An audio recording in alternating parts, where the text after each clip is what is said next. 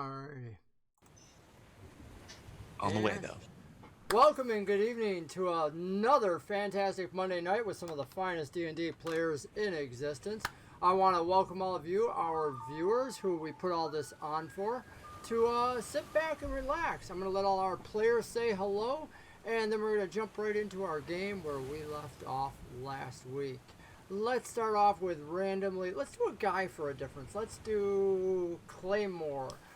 Eric, why don't you introduce yourself, say hi to everybody, and then you pick your victim. What's going on, guys?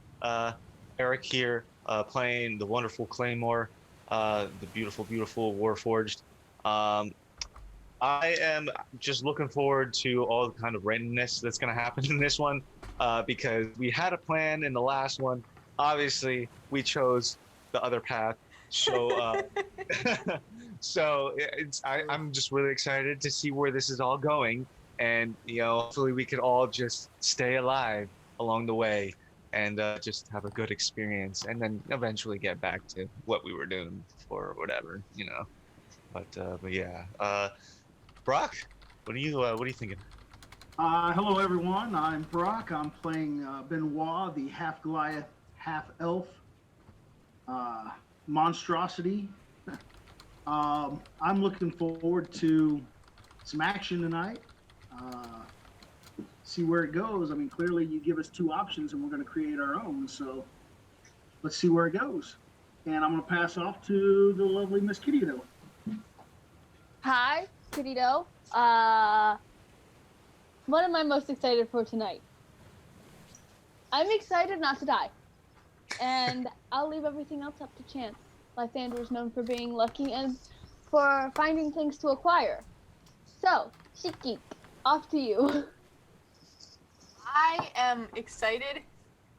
It's a mixed bag. I shouldn't say excited. It's a mixed bag of emotions to be going to a city under the water, because for anyone who knows me in real life, there are sort of two things. I watch horror movies. I like a lot of different things, but there are two sort of settings that set me off easier than anything. It's underwater and outer space, because the idea in real life of there just being this thin layer of glass between you and like this death environment, real freaky. And you don't know what's in outer space. We don't know everything that's like lurking below the water you can't see. It's freaky. I don't like it. So this is interesting. I'm excited to be going to an underwater city, which we had absolutely not planned to be going to. This should be fun. And then that puts it on me, huh? I was just about to say, DM challenge of the night. How do I include freaky? I don't know, but we'll have to see what we can't do to just, Or I think the underwater is freaky enough. The setting is already doing me. I think I have accepted a challenge, and so when everything goes to heck and high water, we can all point fingers. No, it's low water, actually. It's deep water. Deep water. Deep oh my ocean. God. Just describe some moving shadows out in the ocean and never give me an answer for it. My imagination will do literally everything else. DM's taking abuse. All right, well, we left it off last week with our Minotaur Ortec, captain of the mysterious pristine aura, otherwise known as the Miss Priss, inviting Benoit, this Eliath, this beautiful half Goliath, half whoops, sorry, I had to move something on the screen. Half Goliath, half elf individual to join him, because the Minotaur figures, you know what? You're a freak just like me. You should come and join in. Is that a compliment? In his eyes it is, but I don't know about it. Was accepted as a compliment. That's an entire other thing. I'm not sure my character would. But hey. To that end, we are going to pick it up with that conversation elsewhere on the ship. The other players were interacting with I was going to say gnomes in the plural, and dwarves, after having just what they believe is taken out part of what was a blight affecting the ship. So, once inside the cabin, the Eliath Benoit sits down in this chair that is not as big as the Minotaur captain's chair. That's very fine, very large, has numerous carvings in there. And the Minotaur, who we already know speaks in this very gruff, huffing voice, listens to him and says, He was trying to convince Benoit previously to leave the others and join the crew. That was where we left it off. and now he's invited him forward after they have done some rescuing on this ship. Am I remembering that right? Yeah, I was trying to get a little bit more information out of him as to exactly what all he had planned ahead as far as adventures, as far as destinations, things of that nature. But I was trying to also at the same time make it clear that I can't give him an immediate decision.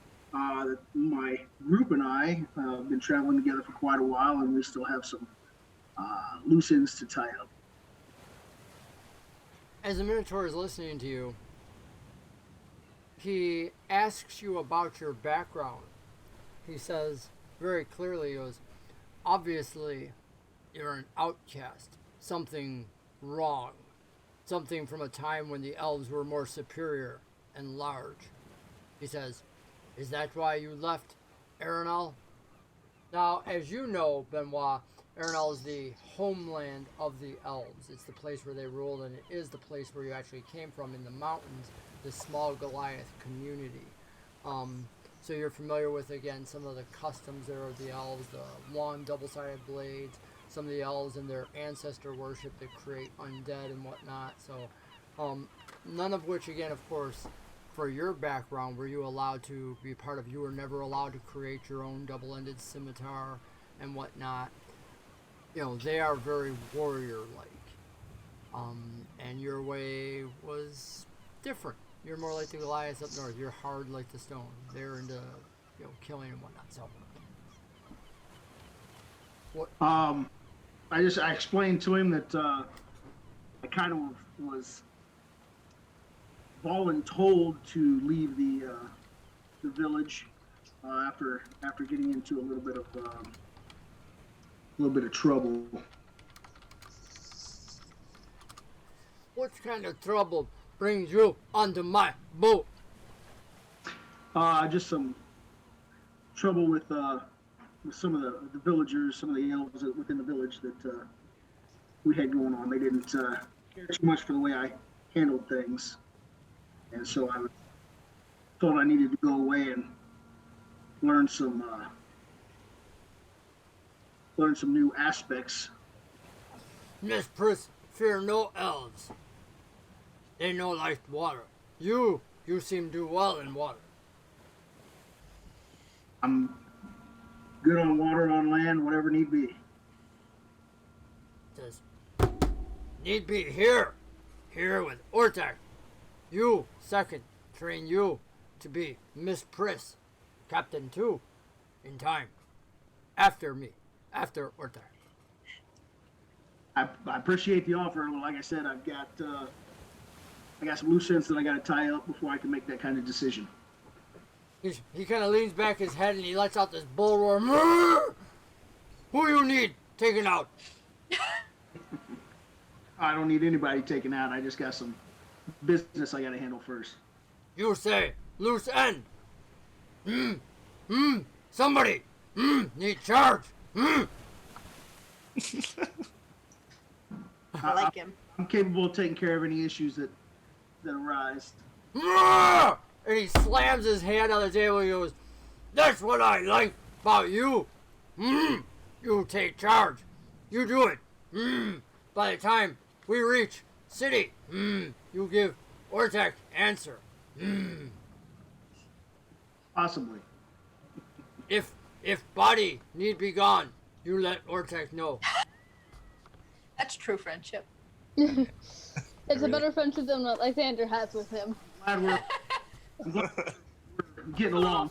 A little more substantial. You know. Good people, Ortek.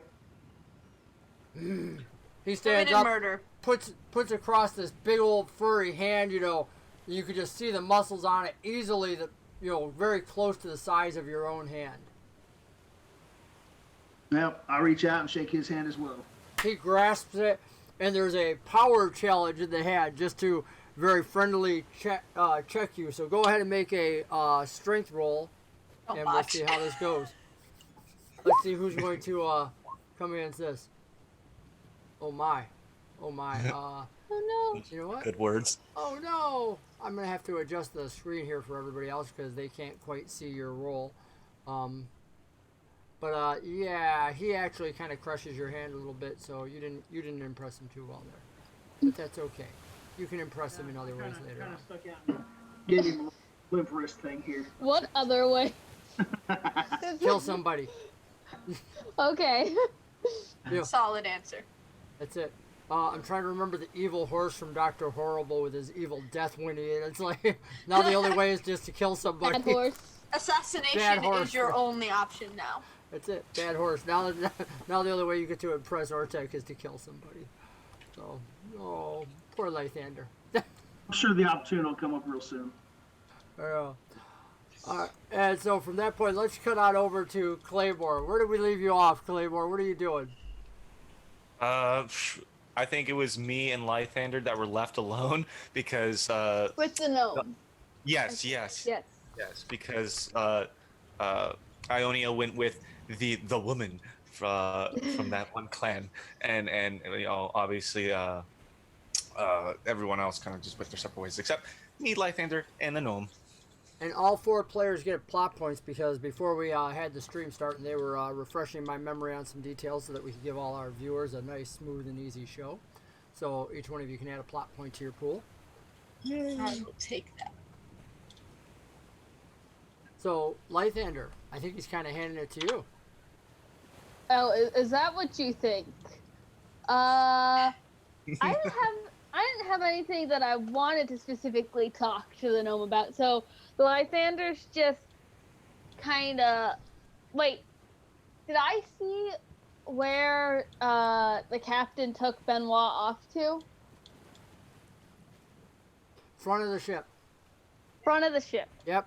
Is that where I know the Picture captain's? you're on a very small submarine. This isn't what I'm concerned about. Wait, is that where the captain's quarters are? Yes. Okay.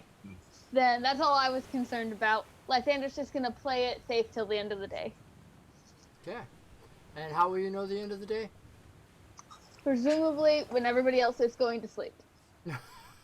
Hey, time is relative. End of the day is now when everybody's sleeping. End of the day for Lythander is when his day is beginning, so it really is relative. It's when the thieving clock begins. Alright, so Claymore, Grinix looking up at you and asking you once again where you were constructed. Where I was constructed. Well, if you're asking that, I was definitely one of the first ones to be made. So, probably the first forge by the Kyrie. Of course, I didn't stay with them though, but kind of sold off in a way. But it is what it is. She looks at you and says, I was sold off too, by myself. I should have brought money with me. That wasn't well thought out. Probably not my best move. But a few months, then I'd be free again, providing nothing go wrong. Yeah, that'll be good. That'll be good. Are you a creature who tends to do things on accident, make a lot of mistakes? No, my gadgets work really well. She goes, I'm really good at that. I'm one of the famous tinkering families ever. I'm good. No, I don't make mistakes like that. But money, well. How do you have Money is such great gadgets and have no money? Because gadgets don't make money. They make people smile. They're fun. So you don't sell any of them to, like, children? Sure. But children don't tend to have a lot of money, she says. But their parents do. Parents don't tend to want to buy toys as much. Yeah, fault you there. Should consider making friends with someone who's a great salesman and Hush, Ionia, you're somewhere else. I have nothing that I'm doing. I'm not with the woman. She Oh. left. You came back? I mean, she had already left. Our tea time had already ended. I was going to say when it came around to me, unless the DM had something specific that I was involved in, I was going to say I went back to hanging out with her anyway because I had done that before the blight. I figured why Mhm. not? Yeah, no. On our way in, storm up to the captain's office. So who's storming up to the captain's office? Was that Ellen? Yeah, the woman, she had gone storming off because There was a comment made. yeah, about all of us being on the ship and the fact that we didn't even know where the ship was going, that we just hitched a ride on it for basically nothing. So if you want, we'll cut over to that. And Brock, he's just finishing shaking your hand when the door gets thrown open, not even a knock. And he breaks away from letting go of your hand. And he snorts, and you can actually feel part of the spray on your hand. He goes, "You don't come bursting in the captain's office." And she just starts talking right over him. She says, "What are you thinking? I just learned you didn't even know where these individuals were going. You can't possibly tell me that these individuals had any destination in mind. Why are you letting complete strangers on the ship? These are not any guild representatives." Back away, back up into the bulkhead as much as possible, and let them hash out what they got going on here. As you start watching, you catch the gist of what the conversation's about. You very quickly, and some of you can hear the echoes coming from the front because she has not closed the door either. Complete breach of etiquette. As she's going on at him, you realize a few things, Brock, immediately. This ship has a secretive nature, and she only wants to be transporting guild representatives, high-collar individuals, and that the reason Ortec has a job is because House Orion has chosen to allow him to. There's also something you realize very quickly. There's something shady there that while he's the captain, no captain in their right mind, you're thinking from the eldest perspective, no one would ever talk to one of the high-end ruling from the Undying Court. No one would ever dream of doing that. A captain would be killed. And yet, he's sitting there deferring to her, and you're not sure if this makes her part of a different court with the guild system and whatnot, but somehow this captain of the boat is subservient to her in some ways, even though he seems to be trying to exercise authority over her.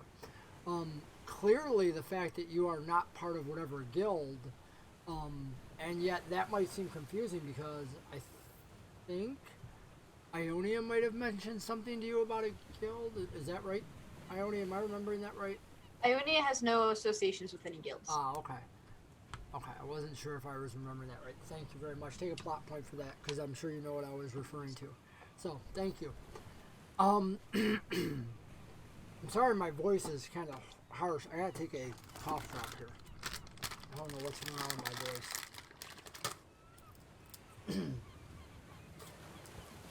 Alright. So do I you feel want like this argument is going to come to blows, or is she going to strike him down with some magic? I mean, do I need to like maybe start backing towards the door and kind of slip out and maybe pull a Homer Simpson and slide into the bushes? You may go with that however you feel at this moment. If you feel that that is the correct course of action, take it away. I'm going to try to make around to the door and kind of back out of this. It's a little uneasy. Do you want to close the door and give them privacy? I want to stay in earshot. I mean, I still want to pick up as much as I can, but just fade back as much as a half Goliath, half elf can do. You duck getting through the doorway and head out. Again, these are small doorways. And as you make your way down the corridor, hunched over as you are, you notice, about another 30 feet down, you see the group of Claymore, Lythander, and the gnome, and you actually see Ionia sticking her head out of where she was just having tea, because there's only one main corridor up and down the middle of the ship and rooms off to the side. So you guys can all hear this going on up front. Huh. I'm kind of motioning to the guys down the hall, like, pointing at this, like they're going back and forth, but I'm staying in earshot. I want to hear whatever's going on. I want to gather as much intel as possible without being present. Lean over to Lythander, like, maybe you want to go listen if there's something going on. I'd go over, but kind of jingles her chainmail a little bit. I think Benoit has it. I'd be more interested if things got volatile and if one of them knocked out the other one to Well, check and make sure they're okay. if there's Claymore? a fight going on. Claymore has, I mean, while he does notice what's going on, he is completely disregarding it because back in the back of his mind, he just remembered something, and it's the fact that he can remember. So he goes and looks at Lythander. Lythander, turn the side of your head right now. Let me see your ear. No, I it's bet weird. you're doing Just- so. Claymore like grabs his head and just like turns it. Ow! Looks behind his ear. He's like, I'm squishy. And the marks, "There's nothing there."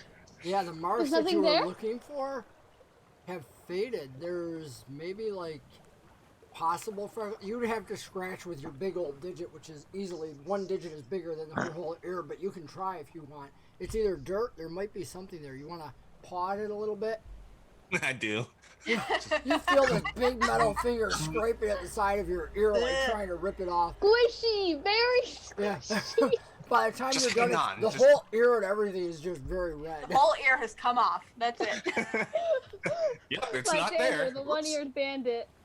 Mm. Speaking of our memories coming back, I don't know if I can revisit. I know I spoke pretty quickly about whether or not I knew anything about the blight, but as our memories are coming back, Kit, is there a chance that I might know something about the blight that was going around on the ship? You don't know something called the blight specifically. What you know of is the rot that happened during one of your battles at the northern end of Kyrie. It's actually one of the main reasons that your town was overtaken. This rot that began was a precursor to the Warforged and whatnot that took your town. There were numerous Empire Kingdom individuals that came in, but it was a dominant force of almost 30 Warforged that laid waste to your town. But before they arrived, this rot had been noticed killing all the plants, and everybody had talked about it as a curse. Yet, in your memory, many of the Warforged had been almost rotting, and it's something that in your mind, due to your various natures of your past, you've often wondered if it was just a memory that got kind of adjusted. Some things with the roses and the way nurturing and mulching happens, you've always wondered if it was just some sort of thing there that your brain had clouded it over this detail. But now that you've seen this with all these bugs and whatnot the same way, you are pretty certain you've seen something very similar. I mean, it was those nests of spiders that broke loose, not just with spiders, but other bugs as well, that brought it all intimately back to mind, almost like a flash. Bugs. My personal opinion, bugs. Ionia, no problem. Me, bugs.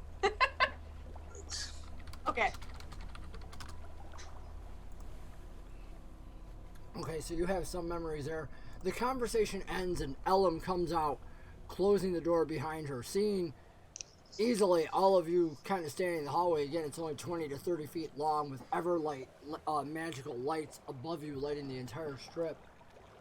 She looks up at the Elliot and then squeezes by him in this narrow corridor that's really built for one person comfortably or two people to turn on their sides to get past each other, except one of you is really big.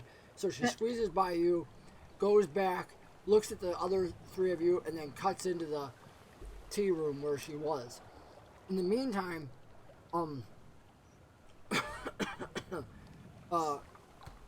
I say Gritty, but I think it was Ganklish, wasn't it?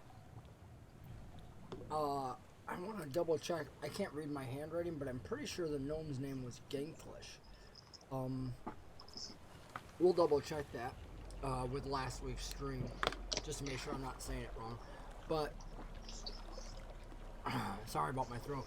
But Ganklish looks up at man. I'm so struggling to talk right now. Ganklish looks up at the three of you and asks very quickly, "Oh no, I've seen this before. They're going to be silent for days. I'm sorry that I can't throw my voice. My voice is really bad. Oh no, they're gonna be on at each other for days. It's gonna be dry rations now. Dry rations. Yeah, Ellen, she controls most of the magic on the ship, and she likes to, when she gets angry, just have things not work right. So none of the heaters work. That means dry rations. Ew. Right. Sounds like I don't she think just we're- needs a man to help her out there. Make her feel better. Specifically, our friend needs to apologize. Obviously question referring to is- you, Claymore. Whoa, what? No. Big captain dude. Question is how do we get him to apologize? Or how do we get them to get more angry at each other so that way I can start a mutiny? Mutiny. Genki looks at you and says, "Mutiny? I don't think so. I'm sorry." And she starts backing away and, heads off up the corridor and just a little bit past the tea room goes to the other side where the sleeping quarters are for her. Clearly That's wanted fine. nothing to do with Lythander's plan of mutiny on the ship. No, her loss. I'm definitely I think thinking mutiny's mutiny gonna be is the best way though to get us necessary. all off. No, I think we want the magic to be functioning on the ship, and I don't think Ortec is going to be able to run the ship the way that the ship needs to be run. No, I don't want Ortec. I want her. Number 2, Oh, it's good to go. well, she hired Ortec. There's got to be a reason that he's here. So I don't think trying to get rid of Ortec in favor of her when she's part of why Ortec is here, I don't think that's going to work. Probably right. Darn it. Our better bet is to try and rectify a situation, which might involve some level of breaking through to him to apologize and or put forth some sort of effort. Because I don't think the most that we might be able to get from her would be potentially to talk her out of punishing the rest of the crew, if that were possible. Maybe she He could likes just you, right? Our best. He invited you to his special room. Get special room. My God, you we are- had tea. We just went and had tea. No, not you. I said Oh. Benoit. Oh. Get in line, Ione. I was in the middle of talking to you, and you said, "Oh, she likes you," was what I heard, and so I was like, I said, oh, Benoit, he likes you. "Yes, Ortec does not like me at all. There's no connection there." we should get to this underwater city and then figure out how we're getting out of the underwater city. Yes. Anybody But gets I was gonna say, if he likes you, maybe you talk to him and convince him that he has to be the bigger man, literally, physically, metaphorically, to our very lovely lady on the ship. And maybe that'll smooth things over. You could just, talk to him man on man, convince him to be kind to the lady. wait. Schmooze. So perhaps maybe you should try to encourage him to do that. Me, I didn't get invited to the special room. What exactly You hear a occurs in voice? this special room? You hear No, a no, he voice wasn't come invited. echoing up the corridor. A dwarven voice says, "Me neither. I've never been invited there." No. And you guys are quickly reminded that you're standing in the middle of a ship, in the middle of a corridor, with nothing to block your voices as you're having this conversation. It's your room. That was a dwarven voice. Oh. It was not Ortec. Oh. Top point for Ionia. Well, now he'll It's your room. No, it's not. Sorry. Or even worse, you convince him that it is his room. From like, Right. him, like No, a yeah. feed in his room. It's not Ortec because she shut the door behind her when she was coming out. And this is how our mutiny starts. Let's begin. No mutiny. We don't even have a direction for who we would be mutinying. So, like, there's no mutiny happening here. No, I just always wanted to see a mutiny. Arya A has it mutiny right. under the ocean is a really, really bad idea, you guys. Like, 79 kinds of bad. The only thing worse will be pulling out this deck that I have and start pulling cards out. What's so Oh wrong? yeah, that can't possibly go wrong. Well, let's not. I had a player in undergrad who refused to even touch one of those decks. She was like, "Nope, you cannot make me pull a card. I will never do it. Will not touch." That's her. It's gotta mean something cool happens, right? No. You want to try? The chances of something good happening are minimal. The chances of something absolutely catastrophic happening are the bigger half. Considering none of you have any clue, Brock might, because of the elves, he might have heard of something like this, but he's never made an Arcana check to even. He's never even looked at it since you guys started. I just assumed we were talking out of character. Oh, yeah, Ahunia yeah. knows nothing. Yeah. I was just adding that.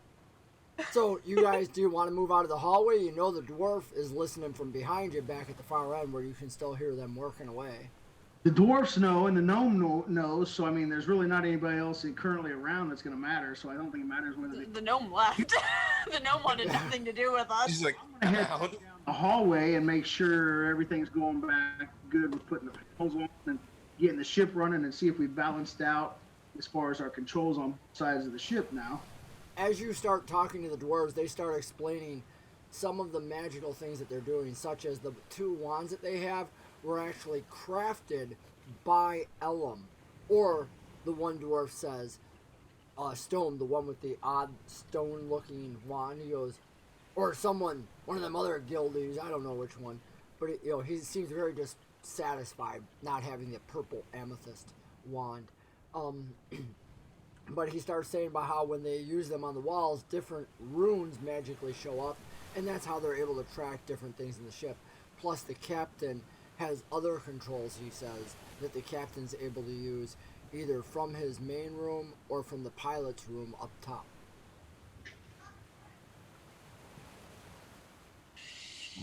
Are we able to get access to the pilot's room up top? He says, well, you're only a visitor. You're not even supposed to be back here. Technically, you're supposed to be in your rooms. When we ship people back and forth, like that cellar door guy, they constantly were pushing him back in his room. What cellar door guy? The one that last- got off the. The we were last getting. guy that we were taking to the shore where we picked all of you guys up, Mhm. his name was Cellar Door. Real fancy boy. Pretty All boy. pretty. I can respect that. I didn't really think he was that pretty. Didn't have a good beard. He's like yourself. He goes, "You're really big, but Girl. honestly, you look like a newborn babe, just like a giant put you out." He goes, "You need a little hair." And he points over at Claymore and he goes, "Him we get. You build a construct, you're not going to get hair, but But we could get like a strap-on beard I for could, him. I could get a goatee. Would that make me good? I'm just throwing some seaweed or something. I guess a little soul patch. Yes. he goes, You might look good with the yeah, I could see that. And looking at him, you can see that Stone has all sorts of stuff in his beard, and Anaric actually has tiny little bones twisted in and knives. whatnot.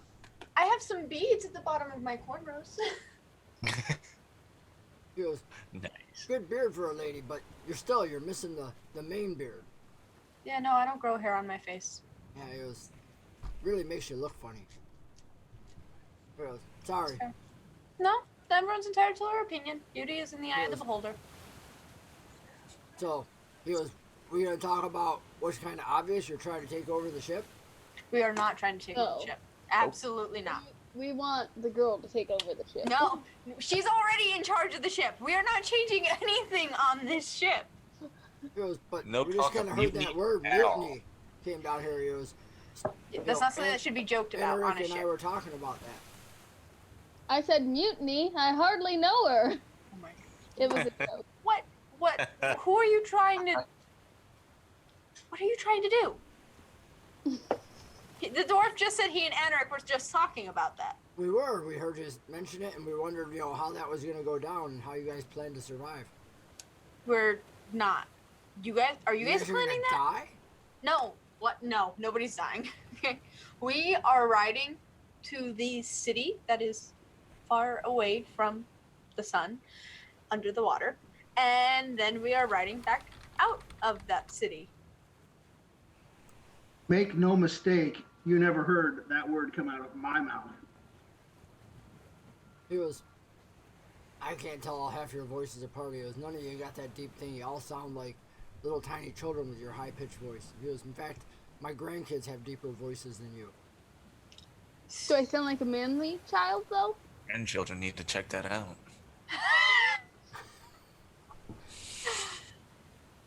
He goes, no offense, miss, but he goes, I don't know that you're really that mannish. I'm a mister. Oh, he goes, it's that voice. I'm telling you, and the lack of hair. He goes, it's so tough to tell you apart.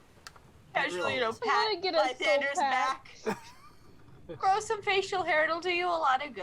I'm gonna get a soul pack. Maybe go to the gym a little more. What's a gym? Oh. That much It's to this learn. guy who can help you know like exactly what to lift and how to lift it to build weight or Oh. to build muscle, which increases your weight subsequently. But Anaric and Stone invite you guys down to a meal that he goes, you know, maybe he goes, instead of chatting just 20 feet outside the captain's corridor, he goes, not that all of you are going to fit in there, he goes, but, you know, he goes, maybe some of you could, like, block the doorway with your body and kind of listen. He goes, if you want to talk, he goes, we can go get some rations and maybe sit back here. food sounds good. Stone hustles off, comes back about 5 minutes later, and he's got a basket with a lid on it and some different, you can see what looks like green sticking out the sides of it. In the meantime, Anaric has taken one of the panels off the side of the ship, and with asking Benoit for help, uses it to actually become a makeshift wall / door, closing off this back end of the ship. He goes, not uncommon for us to block something off. He goes, so what's this whole thing? He goes, you're taking over the ship? We're not. He goes, This you is- just said this that you is- wanted her in charge instead of For the Ortak. last time, no, I told you it was a joke. I said mutiny. I barely know her. He goes, but I don't know anybody named Mutiny. Exactly. That's the joke. He goes, you're no bard. And then he looks over at Stove, and Stove's like, yeah, definitely no bard. No. That's not. I that's- sent in some applications to the colleges. They didn't accept me. Stone goes, Well, they- I can see that. He goes, they turned me down too. Yeah. No invite to the captain's room. No colleges wanted to accept me. Now I'm stuck going through the water all the time. He Is goes, this not what you wanted to do with your life? He goes, oh, don't get me wrong, I love it. Dark, tight, confined spaces. He goes, but every time I open something up, I gotta put it back together again. He goes, that's no life for a dwarf. He goes, we dig tunnels, we build. He goes, here I take panels off and I put the panel back on. Here I take this apart, I put it back together. He goes, it's the same thing over and over. There's no Dude. life here. Dwarves not have shelves or cabinets that Yes. you guys open and close? Absolutely inside every one of our vast cities, and he starts to describe where he's from. He goes, and then we had the ancient lands before that. He goes, we've had cities since before even the goblins existed. He goes, you know, we predated them. He goes, if you believe my family's history, he goes, am I boring you that much? Oh, he goes, never mind, I'm done talking to you. He goes, this one, he goes, wants to talk about women and then yawns at a dwarven story. He goes, I'm insulted. And you realize he really is. He's all done talking to Lythander now. He's like, and it's put off. Or I'm sorry about my friend. He likes to be the center of attention. Doesn't so much like to give attention to other people. Is there nowhere that you could be where you could live in a dwarven city? I mean, you're not forced to be here, are you? He goes, contracts and paying jobs. He goes, wanted to get in with the guild. He goes, no college was accepting my application. Stone says so. He goes, I partnered up with Anaric here. Because Anaric said, he goes, come see far off lands. He goes, oh yeah. He goes, this would be a great idea. He goes, we'll go see our ancestors. We'll get down to Zoriat. We'll see where they were from. We'll go through the ancient halls. He goes, and instead, I'm at the bottom of the ocean, going to some old giant city. He goes, who wants to go visit giant cities? He goes, I don't care if they use the same letters. It's not the same. Everything's too big. Elliot raises his hand. I And am goes, smart enough well, to of make it course you fit do. You're underwater. he looks over at you and he goes, what were you, born yesterday? He goes, Yes. the giants are thousands of years ago. He goes, they're back with the dragons. He goes, the So entire we're going world to was visit a different. sunken city. He goes, sunken, built there? I don't know. He goes, back from whenever the days that the dragons and the giants were fighting the demons for the world. Demons? He goes, oh my gosh. Don't you know anything? And so he sits No. down, hands you some of the food I from the grew up basket. on a very simple farm. And this is fish. salted meat and whatnot, and a few dry, long veggies. They're basically long leeks or onion-like veggies and whatnot to be eaten with the meat. And in there is also a jug of wine, which upon second thought, he looks at all of you and goes, I don't have cups, so we gotta share. And he looks over at Claymore and goes, you don't drink and eat, do you? I can simulate it, but it has no nutritional value to me, I suppose. Oh, that's good. So then he hands the jug off to everybody else and starts handing out some food. I He would lets you hold the basket though, Claymore. So he starts giving you. They give you a very quick breakdown. They're like, if you don't know the history of the world, how can you even exist? How can you go to a place like, I want to make sure I say it correctly, Solantia. He goes, if you don't even know that the giants once ruled here, that it was when the demons came forward that the dragons fought the demons and the entire world changed, and the dragons who still live on their own continent where no humans go once ruled everything.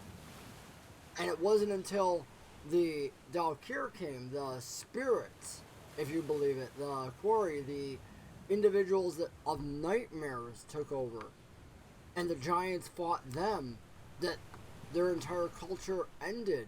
And then there was the long dark time when the dwarves, who served alongside the giants, according to this dwarf, he goes, that we truly came into our own.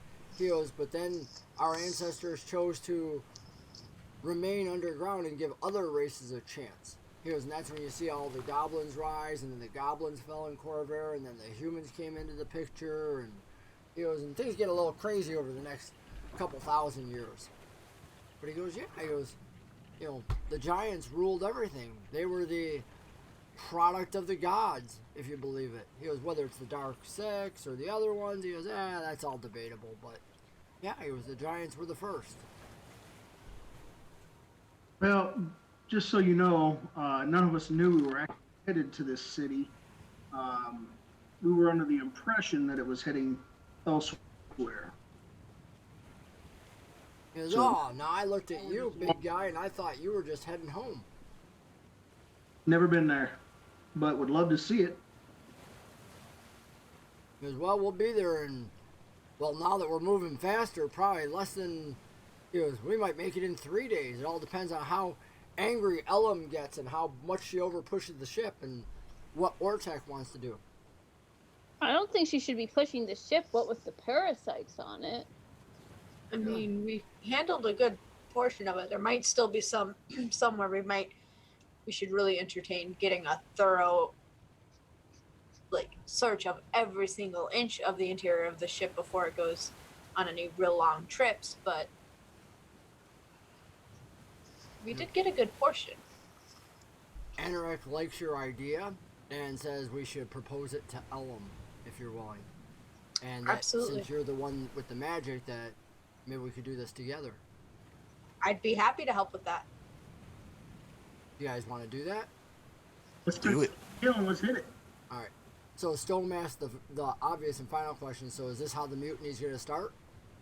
He seems No. really stuck on this idea of a mutiny There right is no mutiny. No mutiny now. He goes, well, for now. I thought you said you wanted her in charge. Don't we have to get her on board to have the mutiny happen? Anorak I told just says, you it was "Don't a even joke. bother." The joke was mutiny. No. I hardly know her. Repeating it doesn't make it make more sense. Anorak shrugs and Stone says, that's still not funny. They end up Ouch. putting the panel back on place with you as you guys wrap up the conversation. A little while later, you find yourselves with Elam making agreements and talking to her about this. And Elam is totally on board. you actually design for the next few days what you'll be doing each day, various panels, and she starts bringing out schematics of the ship. Now, what she does is you notice that she opens books and scrolls, but then she draws separately using sand on the table and drawing out areas of the ship that you'll check. You also find out at that time that there's somebody else you haven't met. There's a pilot up in the piloting area. But she says that'll be the last place we check. Nobody goes there. That's the area I'm trying to get to. Why does nobody go there? Suspicious. Because there's no need for anyone to be in the pilot's area except for the pilot. Okay, that makes sense. Now, the pilot, is that normally the number 2 in command? She says, no, we have Ortec in charge, and then everybody just takes his orders. She goes, he's strong, he's big, everybody responds to him. So, good thing. Keeps people from the wrong ideas on a ship. So if Exactly. there's no declared number 2, how can that be a position offered to someone? Says, what position? What are you talking about? There is no position being offered. Oh, well, perhaps you weren't privy to the conversation then. I apologize. Oh, She looks at you and says, what conversation? And it then was she a says, what the hell was Ordek telling you? Is he trying to make you a member of this crew? I heard something about a number 2 position being open. That sour milk drinking bastard! And she gets up and says, excuse me, and it starts pushing against you guys to get out. No. And Claymore couldn't even fit in the room where they were. He was standing in the doorway. She's like trying to push by him and whatnot until she gets out of there. And once again, she goes storming off. It's like 30 seconds later, you hear a bash on the door as the door swings open.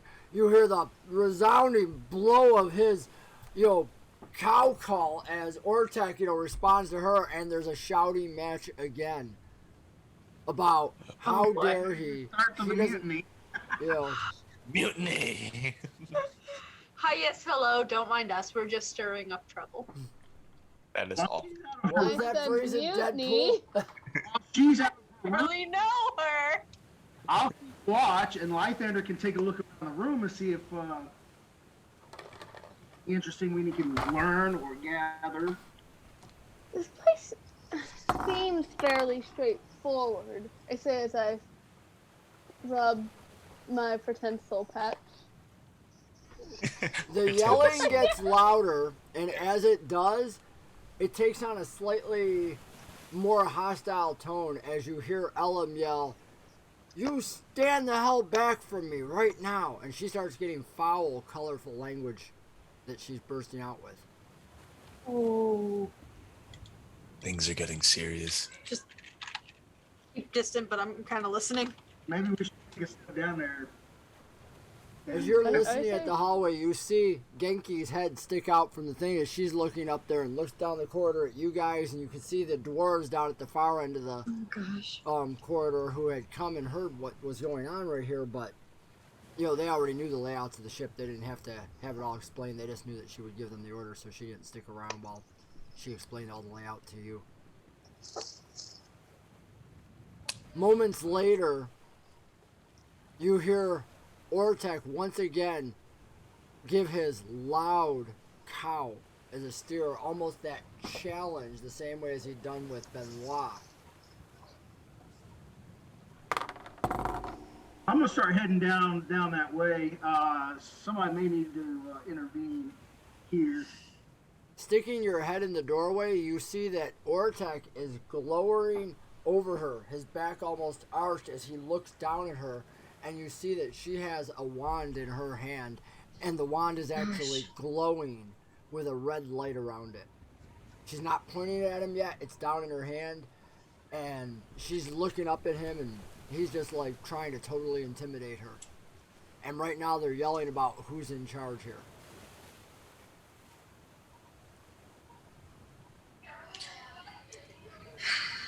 I'm gonna make a comment and try to get everybody settled down and Be like, hey, I think the priority of this is to make sure the ship's cleared out. We need to make sure the ship's in top shape running. Maybe this disagreement can wait for later. She points over and she says, and you would offer him a position on my ship? She goes, this is House Orion property. No one is supposed to even come on here without our permission. Ortek says, he goes, I'm the captain. Me, Ortek, captain. I choose. And she's responding, and you're finding out more. She goes, you're only a captain because we hired you. She goes, the minute that we don't want you, you're gone. She goes, and at this rate, you're going to be gone the minute we get down there. You've made your offer that, we should just kind of put this on the hold. I want you to make a persuasion roll. See if either one's going to listen to you.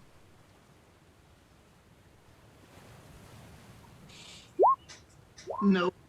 Oh no! You make your roll, and she actually rolled a 2, so she kind of looks over at you and says, maybe you're right, and it's right at that point, Ortek, as soon as her head is turned, cocks her right across the face with a fist. I see it coming because I'm facing them, and I try to provide some type of interference between the two to keep him from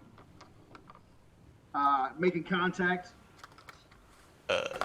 Claymore, seeing Benoit react, obviously there's something wrong, so he's running over to the scene as well. Okay.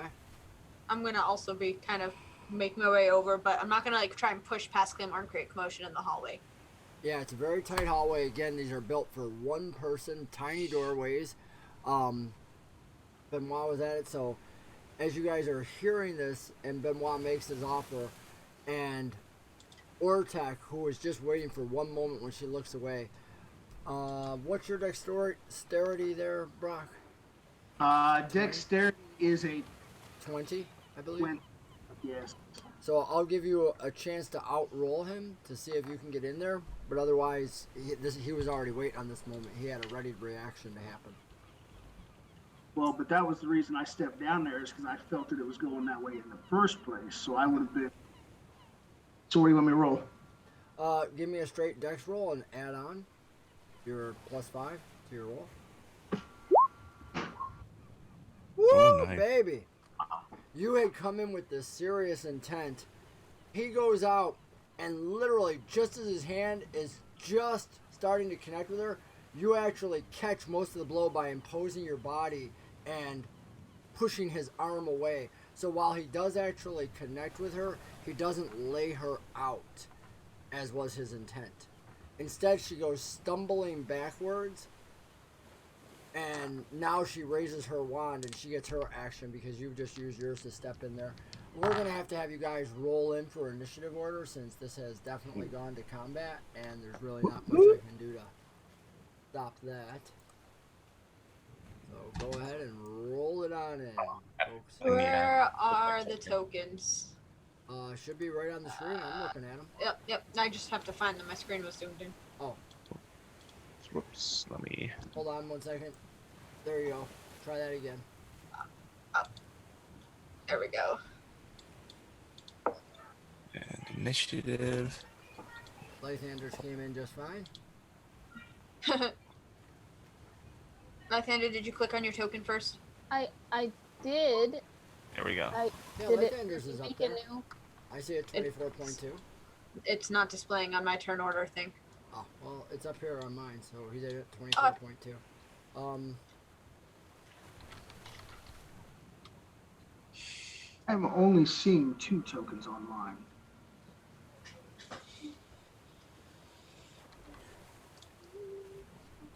Stop that.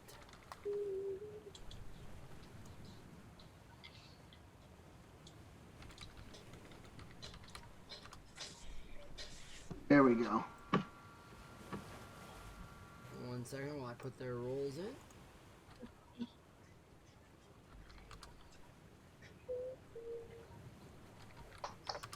Oh no, she rolled really bad.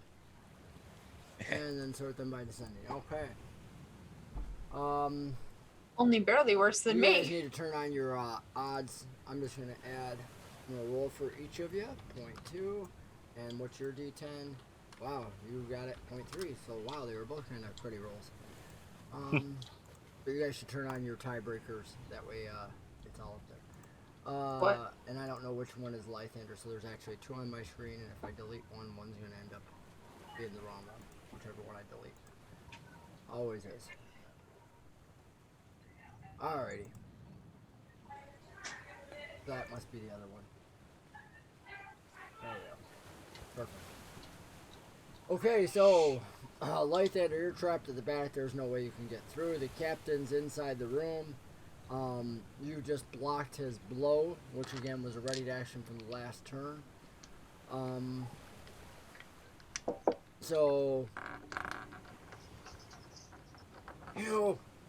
what you doing, number 2? And tries to pull you out of the way. So this is going to be an opposed shove.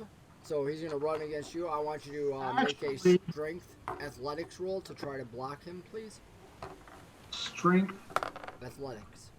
Oh, athletics roll. And you absolutely have yourself in a perfect stance to actually block him off and adjust against his weight so that he's unable to effectively make his maneuver, which brings it over to Claymore's turn. I'd like to go to Ellum, and seeing that she's about to like do something with her wand, her little stick there, I want to go and restrain her. Okay. You're up. Go in and you'd have to make a successful grapple on her first, and then we can work on trying to restrain. Grapple is the first step. By stopping somebody's movement, it gets you a successful grab on them. All right. So what do I do for that? Athletics or? It's yes, it's an athletics roll against her, which should be pretty easy. She's kind of tiny. All right. Okay. It's all right. She rolled a 3, so with your bonuses and her not bonuses, you're fine. So yeah, you successfully grab her. I'm going to even say that you grab her by the same wrist as she has pointed at Ortec right now. Benoit, you're up. What's your plan? I'm gonna try to grab hold of him and try to keep him restrained, all the while talking and being like, this doesn't need to happen, this doesn't need to happen, we're underwater, we need to get to the city. But I'm going to try to work my way around behind him, that way if she does get something off with her wand, it actually hits him and not me. Okay. Not a huge room, but definitely able to do that with your skills and whatnot. So not a problem. You're going to use your movement, get around behind him for this round. And Ionia, what's your plan? Now that Claymore has entered the room, basically opening the doorway and enabling you to come in. Is there room for me to help restrain the Minotaur, who's probably going to be more difficult to restrain? Yeah, he's closer to the doorway, so yes. I'm going to try and having moved behind. I'm going to try and restrain the Minotaur because he threw the first hit and he's more difficult to restrain than the wonderful House Orion representative. Okay, you'll be able to add your strength bonus into any rolls that Brock makes for the next turn, since you're choosing to help. You said. Okay. Okay. And that brings us down to... Strength or athletics, out of curiosity?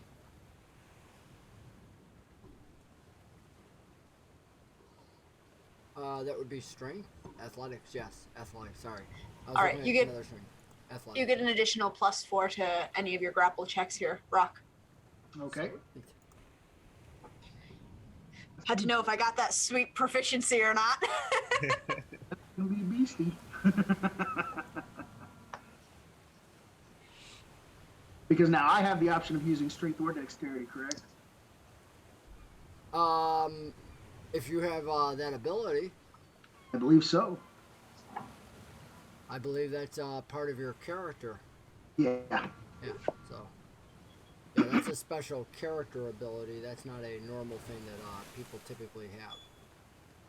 Normally they're stuck with just athletics. Alright, that's because you're a grappler class for our viewers who might be wondering why. Hi there, Bimble. Ellum, let's see, what's she gonna do? And yeah, you have moved out of the way just in time as she's going to unleash a blast at this son of a gun. Let's see. Oh, snap. Yeah. She lets off with a blast from her thing, and immediately the three of you, because you're all within the zone, are covered in this thick, sticky web like something. It just spews out of the end of her wand and goes all over you each. Each of you can, on your turns, try to make rolls to get out from it, but you are covered in this thick, sticky stuff. It's just strappy all over like you just walked into the biggest spider web of your life as it sprays out. Lythander, you've seen Ionia run in there and whatnot, and you can actually see in the hallway where Ionia is in, going over there and kind of wrestling, when all of a sudden from off scene on the other side of the doorway, all of a sudden this white goo shoots out and sprays over everything, coming all the way up to near the doorway, covering them all in these strands of white. I would like you to make a perception roll, please.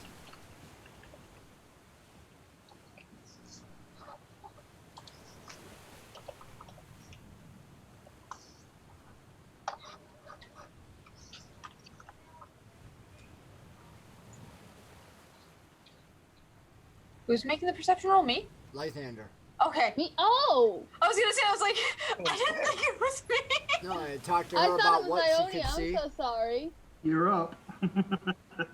Oh Lythander stands there in fear. no! Lythander. I'm frozen, I don't know. Oh my God. What Frozen. do I do? Is that magic? There's a little like scrolling message above his head that says Lythander is AFK. Yeah. Yeah, there is. Oh Oh my Yeah, God. there is. Wow. Yeah. So other That is- than wow. white goo, you've lost sight of your friends and everything else, and you're like, wow, There's the this whole world just temporarily- went white. This temporary blindness is like blood rushes out of your head and you get some strange vertigo. For the moment, he's so dumbfounded, he's like, I don't even know what to do. What should I do?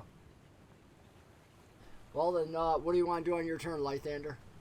As far as I knew, Lythander was blocked out either way. Everybody else was in front of him, so there's nothing he wants to do. I had described because each person has entered the room, and then the final one to enter was Ionia, giving you free view of the Minotaur with Benoit behind him and Ionia near him, and then the spray of this magical web spell covering the three of them. So you cannot see the woman, and you cannot see Claymore, who also entered the room and is over there with her.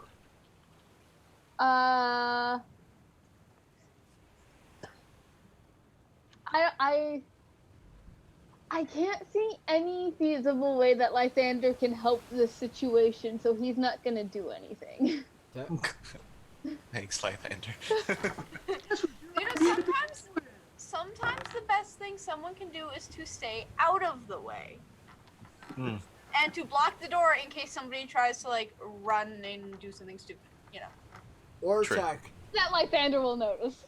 Ortek starts cursing in this Minotaur huffing sound that none of you understand the language of, but it's the language of his people, and starts ripping away at these white, thick, gooey strands all over him, and you can see himself breaking himself loose. And he's I want got to just like make grunting, snorting sounds back at him with absolute no nonsense to them. I have no idea what I'm saying, but I want to like mimic his noise. What does that sound like? You can take a plot point for that and inspiration. You could have inspiration for that one. That was pretty good. Does anyone here not have inspiration? Because I already have it. I think I need a Kleenex after that. I do actually. It's kind of gross, but I have spring allergies right now. That was not my best decision. You just got really into it. That's perfect. So she did just ask all of you, does anybody need inspiration, because she already has it. And in our game... I don't have inspiration. Take my inspiration. There you go. Okay, I will. And use it. I think she's Take it and use it, yeah. You know, again, because now if you guys are all loaded with inspiration, the next one that comes just goes away. You're right. You know, you got to use I these forgot. things. Inspiration you call before you roll. So the captain rips his way out and moves forward, kind of pulling towards her, getting some distance away from Benoit, but triggering an opportunity attack from both Benoit and Ionia, both of who have disadvantage on the rolls because you suffer the restrained condition from the webbing. Well, I'm going to assume that because I had gotten back behind him, the majority of it missed me. Because he's, even though I'm a large guy, you said he was larger. Oh, he is, absolutely. I had a hold of him, so therefore I could have used him as a shield. Uh-huh. So I would assume there's not a whole lot on me. It all comes down to a saving throw. So make a saving throw on your turn to start with. But this, right now, you just have to make... the question is, do you want to make an opportunity attack right now?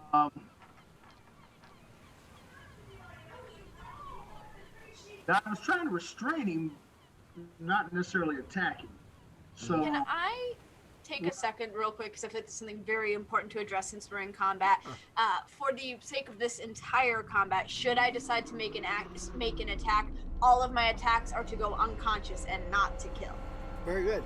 Yeah, always you can emphasize that right on your turn in case I forget. Just say, hey, I'm doing this to go unconscious. I'm doing this to In case I forget to mention in the future, I want to make a blanket, like, for this combat, anything I do is unconscious. That way I can say I said it in advance already.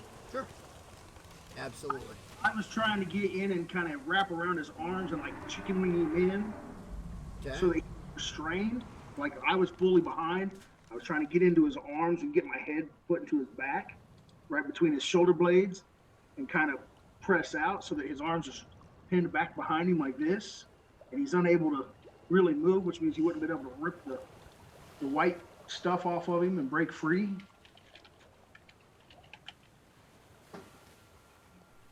So I need you to make your roll. Okay. Which one am I doing? This is a strength saving throw. No, the dice are not with you tonight, my friend. Nope. I'm sucking them. Just enough of the white stuff that has gotten around him because it's an area of effect spell. It's not just a straight line that has slowed you down and given you crap on your rolls. So you're still caught in it for the moment. This is his turn, don't forget. This was just for to try and do something to react. Ionia, how about you? Make a strength saving throw and then you can try to make your opportunity attack. Woo! So your Nice. strength Crit success! you're able to rip away. Alright, so I've ripped away from the webs. The Minotaur seems decently stuck in the webs. The webs came from Elam, so I'm gonna try and talk to her to see if I can convince her, like, you know, we really don't need to combat in a ship that's miles under the water. So are you making an opportunity attack or not? I'm not making an attack. Okay. I'm just trying to talk talk her down from continuing to attack. Perfect. Punch him in the snout. Well, he's So- stuck in the webs. I mean, I guess. Loose. Yep. He already ripped himself out. Yeah. Oh, okay. Well, I might punch him in the snout then. I might punch. I might punch him in the snout then. By punch him in the snout, I mean punch him in the snout with some frostbite. Nice. Add a little spice to it. Yes. So it's a DC 15 Constitution save that he needs to make.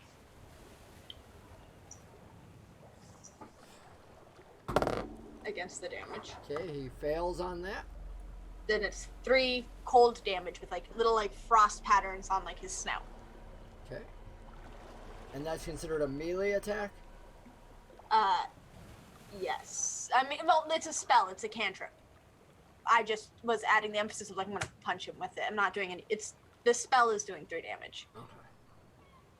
Yeah, we'll have to check the rules on that one. I think that's okay, but I know opportunity attacks are just melee attacks. I think cantrip should be fine, so we're good. Okay, so how much damage is it? 3? We could. I mean, even just my I've already punch made the alone. call, so Okay. 3. Yes. And let's see, those were the opportunity attacks triggered on his turn. So Claymore, you're over there with the woman. What are you doing? Right. Well, obviously, I'm gonna try and get out these webs first. So that was a strength saving. No, you're not in the target for her webs. The area of effect that she was hitting was over there with them. You're not in them. All You're right. over with her. I would definitely like to choke her unconscious. All right, so you got a grapple. You now need to turn that into a restrained action against her. All right. So you don't have a specific feat to try to choke somebody unconscious. So. Okay. All right, go ahead and make athletics. All right. This is an opposed roll, so I'm just using her roll. Damn you, lucky boy. So you successfully turn her into a restrained condition, wrapping her up, trying to grab her around the front, and you realize this girl is wiry. I mean, like, she's like slipping, sliding, because you're trying not to break her per se.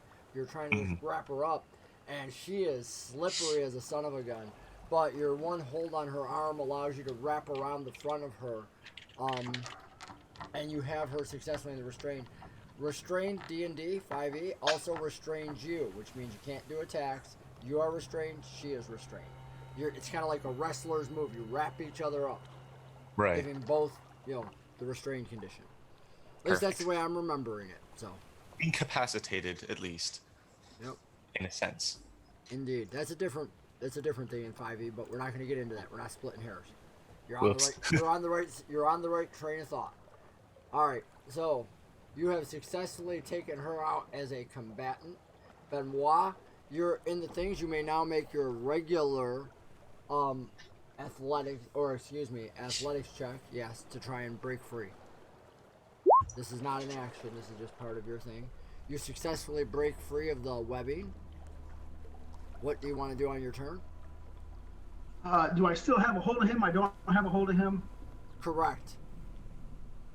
When he broke the webbing, he broke away from you. Okay. I'm gonna kick the back of his knees and try to drop him down to the floor. Okay, so you move through the webbing. It's difficult terrain, which slows you down, but that's fine. Make an attack on him. With dexterity, right? Sure, whichever one you want. As a monk, you get to choose dexterity or. Oh my gosh! Wow, Oh the no. dice roller really those does nice. not like you tonight. Use inspiration at some point to get advantage and see if that tricks your dice into working better. Inspiration. You don't have inspiration? Oh. Take my inspiration. You can't give it away after the roll. No, I meant for a future roll. Take my okay. inspiration. I'll learn more. Yeah, that's why she had asked earlier who doesn't have inspiration. I like giving away inspiration, especially if someone's struggling with their rolls. Take advantage. You need it. Yep. So yeah, you kick at him, but you end up striking high on his cloven cow-like legs and whatnot, and it just doesn't go down in the way that you've expected. So he is pretty much unaffected by that. Bringing it down to Ionia. All right. So I have now punched him in the snout, and I've aggressively mimicked his language. Have I asserted any level of remote dominance over this guy? Dominance? I'll let you make an intimidation roll. Haha.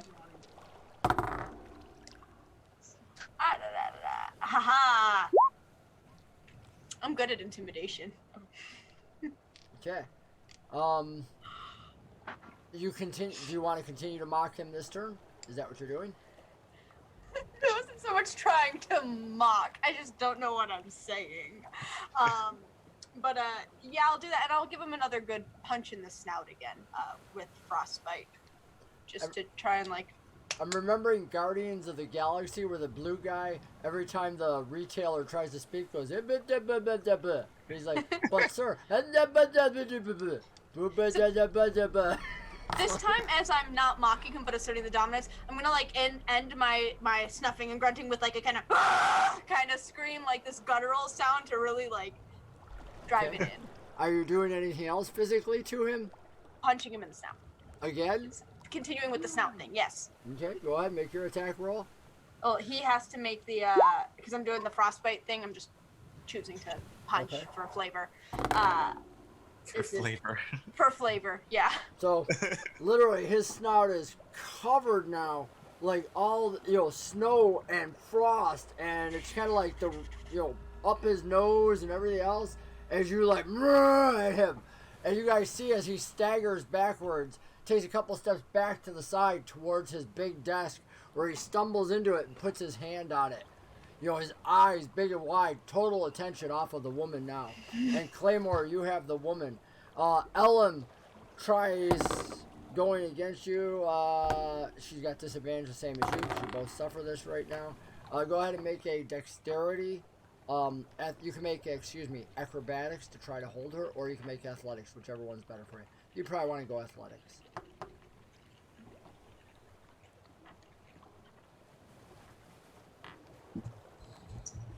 You got disadvantage, so you know.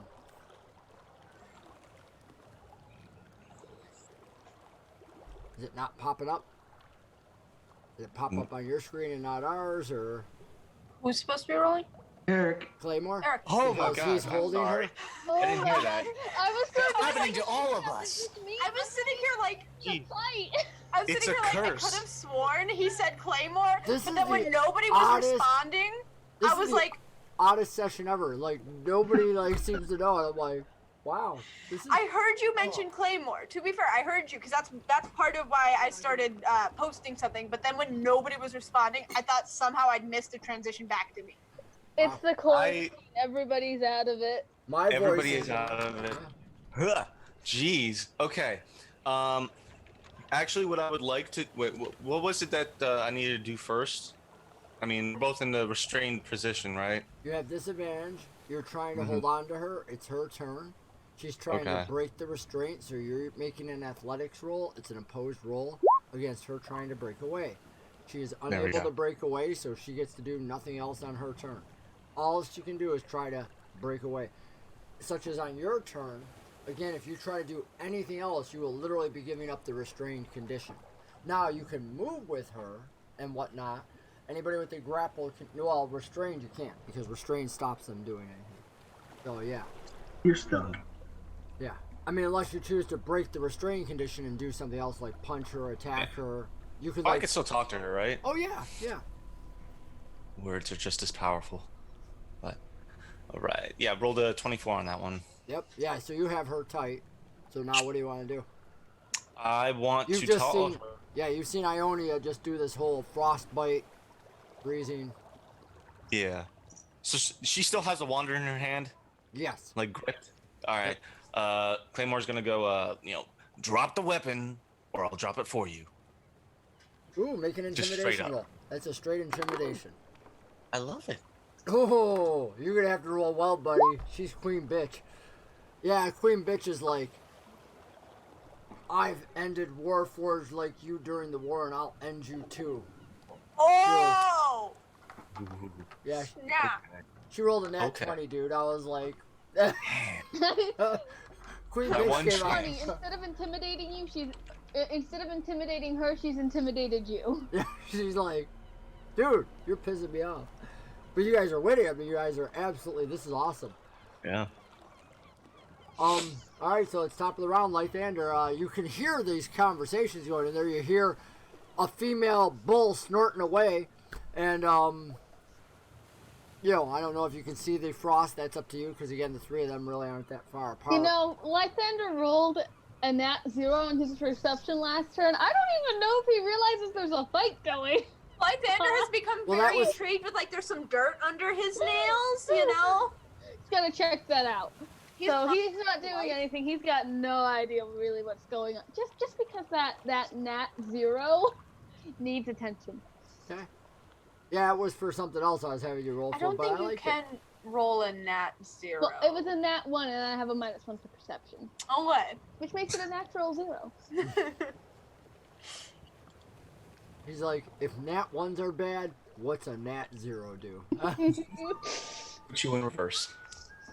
Could have been worse. You could have a -5. I got a That's -4. true. I've had some dexterity check. I think I had one a couple sessions ago where I had like a -2 or a -3, or -2 to my initiative because I have a -3. Oh my goodness. Just not happening. Ionia is not ready to jump into battle. She will fight when she gets there. On her own time. On my own time. So right now, Lythander, you're just gonna do nothing. Mm-hmm. Okay. Ortek, on the other hand, who's backed into his desk, looks at Ionia, snorts out some of the frost from his nose, sending a spray of snow out of his nose and whatnot, and says,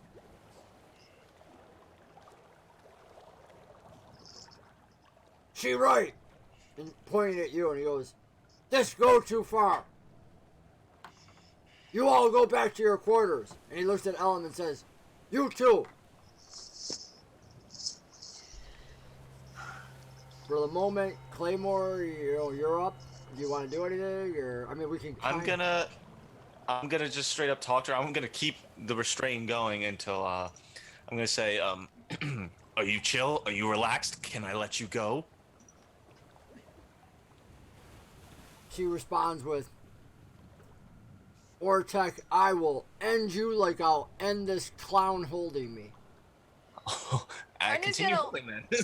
Ionia's gonna look at her like, please, we really don't need a fight on this ship under the water. I think we should get ourselves ported, docked, and not have to deal with this kind of a mess if we can work together to continue to keep the ship moving. Benoit? After she makes that comment to Ortek and to Claymore, do I get the feeling that that's fire stoking his fires again and he's ready to re-enter battle? Or is Yeah, he you still... get the idea that while he's ending it, she is not. Right, but then she makes the comment back to him that she's going to end him. So does he go back on the offensive, or is he still trying to back away? You can make an insight roll.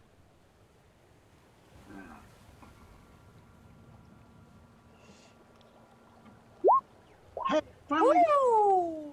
Nice. There it is. You is don't broken. catch that he doesn't appear to have, remember, Nat 20s work on, Nat 20s and Nat 1s are, while I tend to allow them for checks, technically D&D 5e, that's only for like attacks, not for checks. Otherwise you'd get Bard saying, "I convinced the king to give me his kingdom because I rolled a Nat 20. It's like, yeah, no. Some things just don't happen. Anyways, but the point is, he definitely does not appear to be being provoked back into combat from what you can tell. Well, then that ruins my whole next move.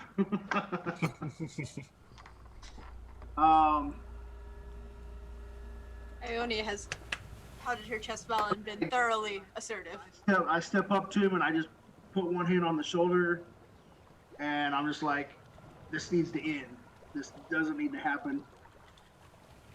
We'll head out of here. Everybody goes their own way.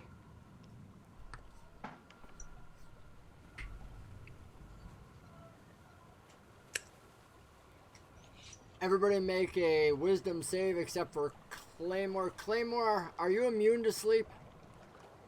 Yes. I thought so. Yeah, as a warforged. Mm-hmm.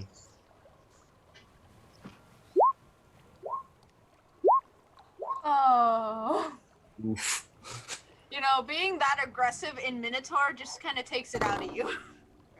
Really gets the blood flowing too well, you know. Lythander, how'd you do? Wisdom save, Lythander. I'm trying. So, literally, as better you're than watching, Ionia falls, the Minotaur falls right on top of her. Boom! Oh, Lythander out in the hallway. Nobody Ow. sees as Lythander just goes, poof, and sits down in the hallway. Benoit, you are absolutely fine.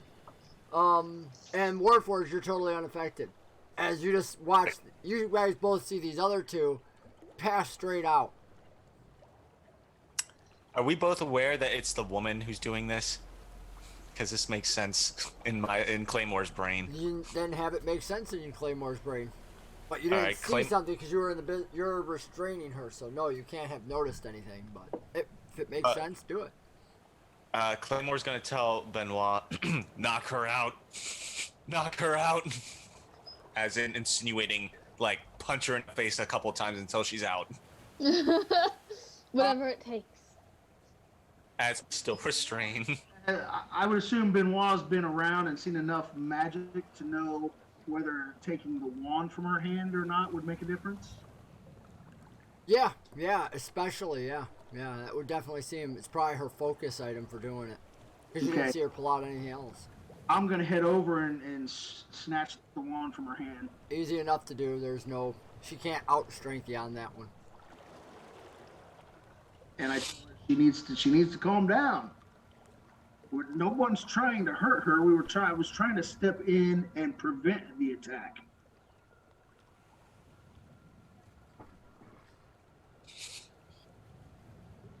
She appears to not be struggling as hard against you right now, Claymore.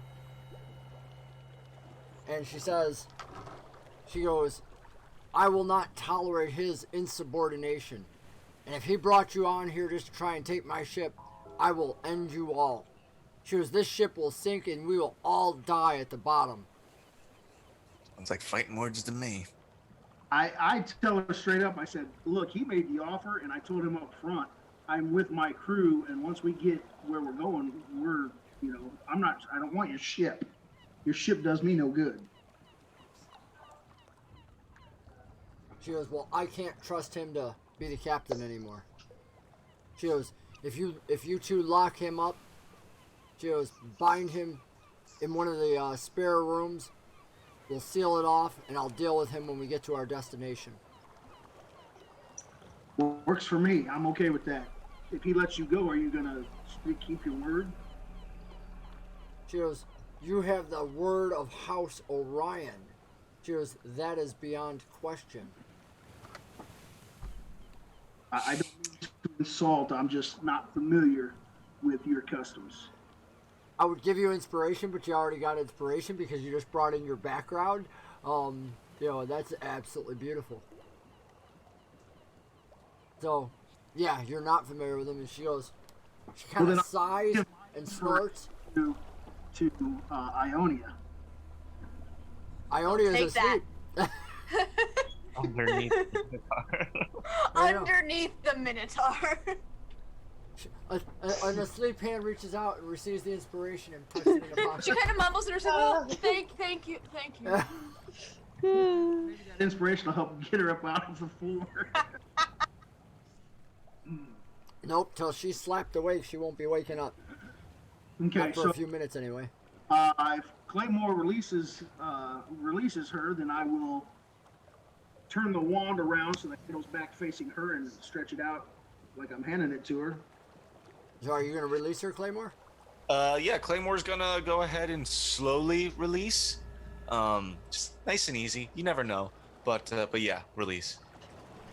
So, as you gently unwrap her from in front of you, your legs twisted her out or whatnot, she receives the wand from Benoit and actually thanks him. Looks up at him and says, thank you. Takes it. She goes, and then she goes over to him and actually starts unbuckling some of the things on his waist and whatnot, which you can see she's taking off, like he had a sword at his side and a pouch and stuff, and she takes all that off. She goes, I won't be having him, fight his way out. They can deal with him when we get down to the city. She goes, take his carcass and throw it in the first room on the left. So I grab one side and motion for Claymore to come grab the other. On my way. And as easily as we can, the three of us are going to try to turn sideways and get out the doorway and drag him down the doorway and put him in the room. You drag him down, and he doesn't wake up while you're dragging him and moving him. So you get him into this room, which again is built for, I told you there's 2 rooms that were built for numerous individuals. And you drag him in and you can lay him on the floor and kind of step out without interrupting him too much. by the time you get back, she's actually Lythander, you just saw them come out into the hallway, and they're I'm dragging out. asleep. Oh, thank you. Take a plot point for that. Ionia, you wake up as she's slapping your face, and she's above you, and you feel the slapping on your face. I'm up. I'm up. I'm up. Says, good. And then she tries pulling you to your feet with your arms. Will assist her with this since I know I'm kind of heavy in my armor. I will do my best to like not put all of my weight into her arms and like get up on my own. And you notice that the captain and your friends are gone. It's just you and her in the room. What happened? She says, we were able to take down the captain from his foolish attempt to try and bring others onto my ship. Okay, did you throw him overboard? Says, no, we're underwater. That would You be throw a death him sentence. underboard? Feed him to the sharks. Is there another expression? Says, no, we have him locked up. Torpedo? Yes, I was thinking the same thing. What are you doing? Waking him up? Oh gosh. What are you guys doing? Benoit. Out of the room, she's gonna seal it with magic, right? Well, I just thought maybe you guys were like waking him up or something. I didn't know what you said. So, I yeah. said torpedo tube. Torpedo tube. He was offering a way to kick him out. Just launch 'em. Unfortunately, these don't have torpedo tubes. Unfortunately. Oh. That'll be in the next upgraded model, I guess. Yeah, you get out, you close the small hatch and whatnot, and she comes over and she has Ionia right there, and she walks out with Ionia and asks Claymore, will you guard the hatch and make sure that he doesn't come out? She goes, for that, I will give you free passage for the duration of the trip. Well, sounds like a pretty good deal to me. Sure. And then she looks at you and says, I won't say I'm sorry for what I said to you, but I will say I'm sorry for having had to say it. Yeah, well, sticks and stones, right? It is what it is. We say things when we're in the heat of things, I suppose. She's maintaining her queen bitch status. she's not a pleasant person. Well, Well, except to Ionia, who she has tea with. well, What can I say? Ionia can play both ends of the spectrum. I can have tea with high class, and I can snort and grunt aggressively at a minotaur. I think Lythander has stuff going on that we don't know about. Because somehow she spoke the word mutiny, and it happened, and she didn't have nothing to do with it. You'd have to wake her up to find out. Or wake him up. Now we're all calling her. It might be easier for you to get a hold of that mirror now, though, with the captain not in the captain's quarters. But, you know. Have to be awake. You gotta be awake. Ionia's gonna end up going and waking Lythander up. There we go. We're all like dropping the hit. Is anybody gonna wake Lythander up? Nobody wants to deal with Lythander. Lythander! Huh? it'll be okay. It's okay. I get my beauty sleep. No, there's not enough beauty sleep in the world to make you look better than you already look. Hey! Oh, I mean, I guess it could be a compliment. Yeah. I could be next. What's your now. opinion of yourself? Pretty high. There you go. So the four of you are up. She thanks you and says she'd still like to go ahead with the work on the ship, but she says to Claymore, she goes, I would prefer if you just stayed here and made sure he doesn't get out. Yeah, sounds good. I'll help him. Claymore? Yes. The woman I'll looks help at you you. oddly and just kind of shrugs and goes over and closes the captain's door and whatnot. She says, very well. She goes, I appreciate so much what you're doing, since he can go a couple days without food. That's not necessary for somebody to eat every single day. She goes, I'm sure you've all fasted before. So she goes, I don't want him coming out for anything. I don't trust him now. So she goes, but for the rest of you, she goes, have you eaten yet? Which of course you have, but she doesn't know it. But now, I just tell her that I'm ready to go ahead and get started on this. Now that you've showed us the layouts of what we need to do, I'll head back with the dwarfs. They can start popping the doors loose. I'll catch them, pull them off, and we can go from there. do you guys have any other plans that you're making happen? That way I don't skip ahead and miss anything? What are your Lythander? plans? Oh, once they go, Lythander's gonna look at Claymore and be like, I want to go back inside the room. Are you good with that? Looking at. Okay, Claymore. Lythander's gonna just quietly open the captain's door, quietly go in. Is there a satchel on the captain's side? Because that's where Gizmo Gnome Girl said that. He likes to keep the mirror. It was in a satchel on his side. Oh, so you're going into where the captain is? Yes. Because he's asleep, isn't he?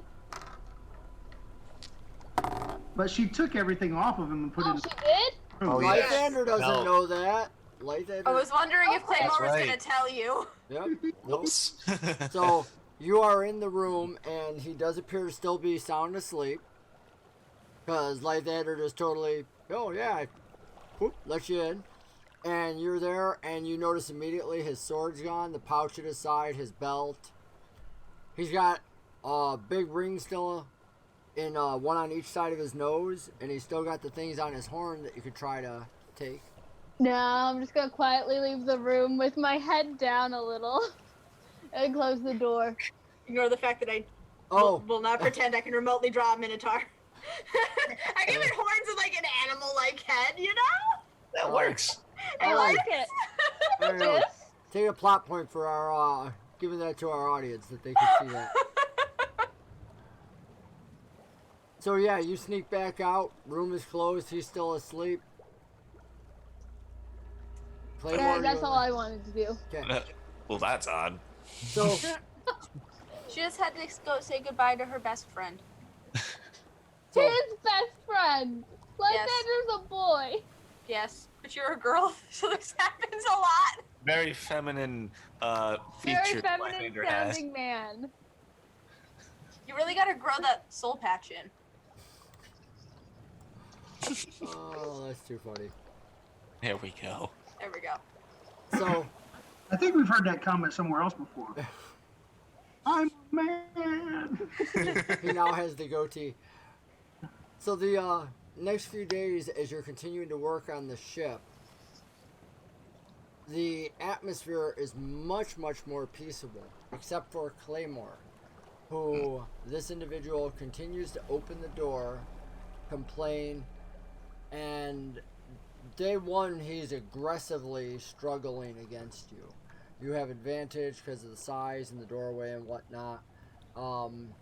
There's a couple physical violent moments, but I'm just going to give it to you as advantage because you have the upper ground and you're on the outside of the doorway and you can just prop yourself against the other thing and just fill the space, preventing him because you're both big. You're both larger than what should be here.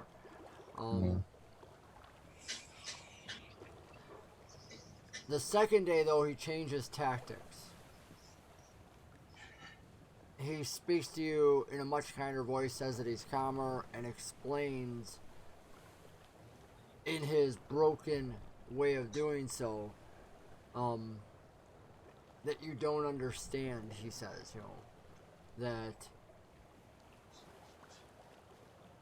he was picked as a balance, he says, is the word he used. He was, Ortec, balance her.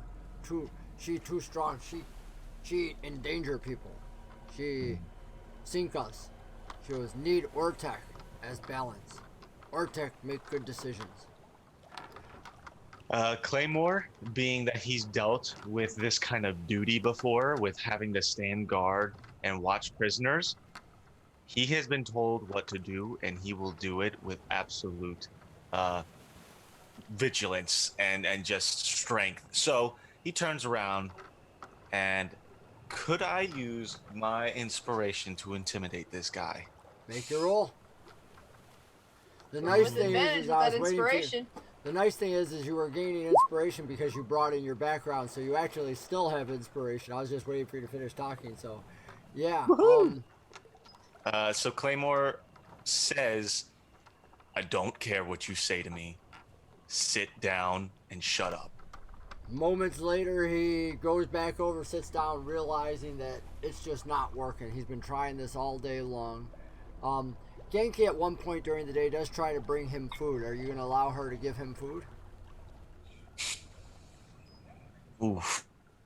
That's a tough one. What kind of food is it? It appears Is it like to a be... lot or is it like... No, it's a gnomish-sized bowl, so it's probably very little for him. But it's a gnomish bowl of something hot, kind of a green porridgey looking substance. Still, technically got orders not to feed him. So, nope. Oh. Rejecting that. Oh, okay. And she looks really sad and dejected as she walks away with her green hair and whatnot. You know, and heads on back down to the area where she got the food from to return it. In the meantime, the three of you actually that are working on the ship find out that there actually is another spot. It's good that you did this thorough check because you find another area where the blight has spread, and it's down off the kitchen area near where the head is and whatnot. So once you get down there, this area where again they've stored the food because they don't have a per se kitchen, you know, and whatnot. They this head area though has much more bugs in it and whatnot, and it requires quite a big working to try to get them out. It requires actually the next two that day and the following day before you've thoroughly got this ripped apart. And Potentially, I can also help by getting in much closer, and before using my frostbite repeatedly, I can also cast Armor of Agathis on myself, which puts a cold ward around me, and anything that does like melee damage to me takes frost damage, and like, you know, I can just like walk in close with them and maybe be helping just to speed it along just a little bit. You know, I can do that twice per day, so. the beauty of doing that is that when all the bugs do end up trying to get onto you, they end up freezing and dying, and you become really good at fighting this blight on this one. It's difficult because many of the critters, I need you to actually try to make a, let's go for, I want you to make two rolls. I want you to make a perception roll first, and then I want you to make a dexterity roll. Dexterity save or roll? Just a roll. Straight roll. You can add your Doesn't bonus. matter, but it doesn't matter. Yeah, so cool. So you're able to get all this done again. You're pretty good again. The ones that actually do escape your vision and try attacking you and biting you and whatnot end up getting frosted by your Armor of Agatha and whatnot, and you end up getting everything else done. By the end of the second day, you are done with the ship, and it's only a few more hours, and by then you've actually won over Elam. Elam is so pleased that all of you have found this that she is incredibly grateful and incredibly kind towards you now. Great. I also wanted to take the opportunity then towards the end to approach her and talk to her. I want to ask how much she knows about the regions around northern Kyrie and anything that happened further north of Kyrie. And I will preface this by saying, you know, to understand the motivation for my question, I will share with her where I've run into the rot before, as I've been thinking back on it and trying to determine why it was familiar to me. I will share that information with her. Wow. As you share it with her, she says, so this was, we knew of the blight here, she goes, but you're saying this was all the way north, at the northern end of Kyrie? She goes, everything that we've determined was that it was just something that was supposed to be used against Warforged, and you're saying it came before them? From everything I can tell, yes. With a huge variety of insects, not just spiders. You, for the next 48 hours, you'll gain advantage on any social interactions with her. In general, I'm just going to try and be very, very nice and social with her. Not, like, interrupt her work or anything, but I want to have this very nice, positive social connection with Elam of House Orion. I think one can never have too many good connections in high society. Beautiful. I'm going to just put that connection in my inventory with no weight. Positive connection to Elam of House Orion. Keep it in my pocket. There you go. As you do, I do want to ask, I don't know if our online people are there or not. Hey, Wolves. Dad, can you hear me? If so, in fact, I'll just type it in the chat.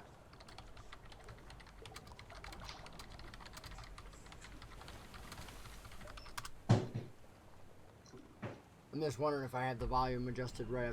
I've had background sound going the whole session, which you guys can't hear because it's only going on the output. We had background water sounds happening. For us to hear it, I have to actually put it through either a Discord or something separate, but then we gotta have multiple things going. I was just wondering if it was actually working because I got that set up. Anyways. I only had to ask now because I saw we were 15 minutes towards the end. He Not said- hearing Wolf's the dad background says sound. he's not hearing anything. And yet it says it's going out on the output. That's weird. Maybe I just need to crank them up louder. I don't know. It seems like it's too loud to me, but they might have been too quiet the whole session. I had them down so that they weren't bothering me, but I don't know. We'll figure it out. Well, maybe that's not on output. Advanced audio power. Hold on. There we go. He can hear it now. Okay, was that it? So it was just, it's been too quiet for the whole session, and that's what it was. So really I just needed to keep them louder. There's other ways that I can do it too, and what I'm going to do is I have another way that I can cut them out from my side. So at least now I'll know the proper volume setting to keep them at, which will be good. Oh, hey, Heard it before, turned it up. Oh, so some people could hear it before. Alright, well. could just be a matter of volume. It was quiet, and maybe whatever volume they're listening to at their own places and headphones versus not headphones, maybe. Yeah, could be a lot of things. Plus, when you're focusing on people talk, the background noises tend to go away, which is why I usually try to keep background noises more minimal. You know, I try to keep them to just being background noises rather than taking over the whole show. Anyways, thank you for that, both of you. Thank you for that. In fact, let's see, who was that helped me? Wolf's dad and Picture. Pictus Ethra. Pictus, Ethra, and Wolves Dad, if you message me or contact me after this session, I'm going to work with you to create 2 items that you will be able to give out to the players if/when you want during the game.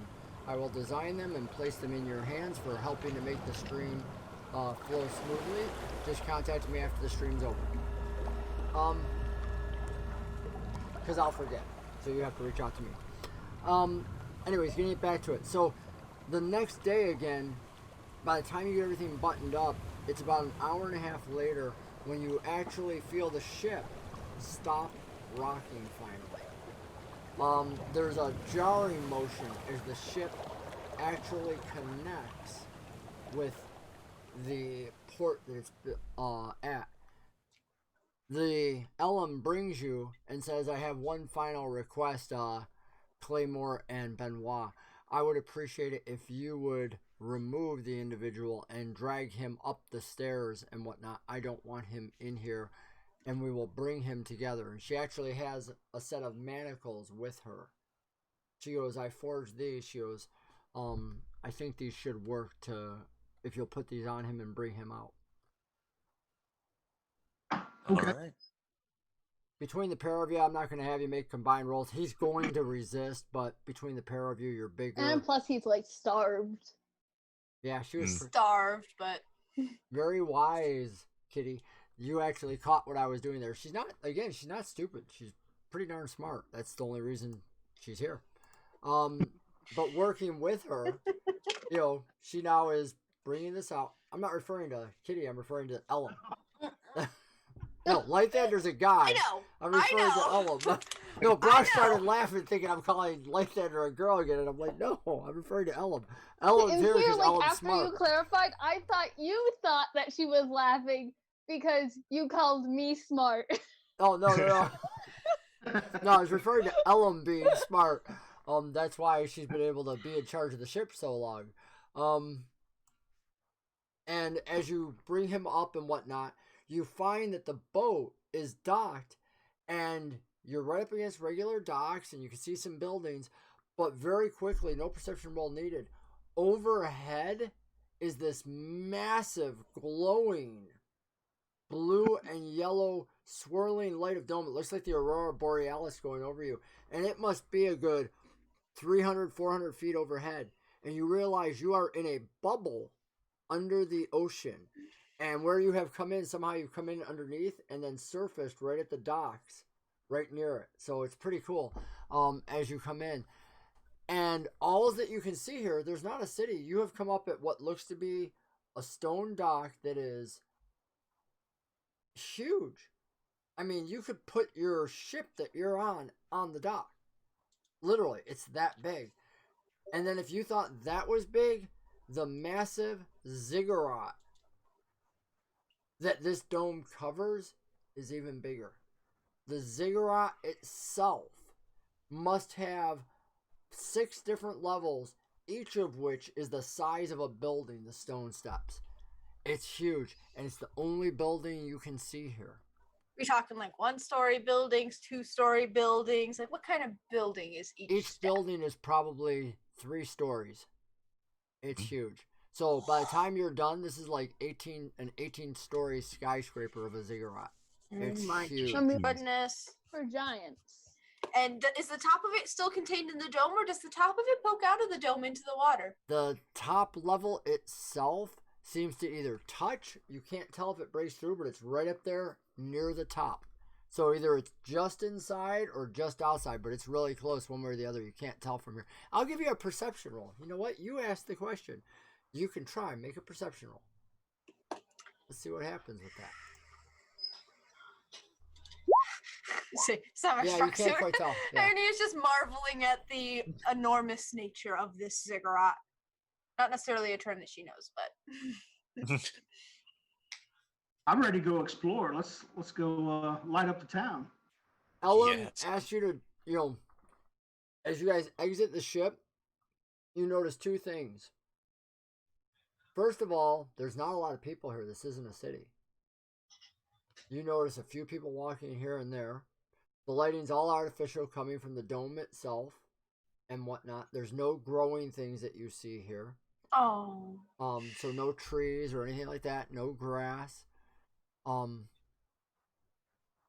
next thing that you notice is there are a ton of very odd Warforged with spikes everywhere, and you're like, I've seen these before. And you realize you've seen very similar odd-shaped Warforged that look nothing like anything in Corvair, nothing like Claymore. But you saw these underground in the city that you escaped. Ancient ones. Uh-oh. Elam is met by another set of humans. One, a fat, heavy-set individual who's much older, who began speaking to her. And Ortek, who came out snuffing and screaming, she gave put a silence spell on. So he's dead silent. He's mouthing and jerking and all this, but he's making no noise. He's been fighting against you two, but you guys can control him. You're both very strong, I know that, in the dexterity and whatnot, which you can use in place of it.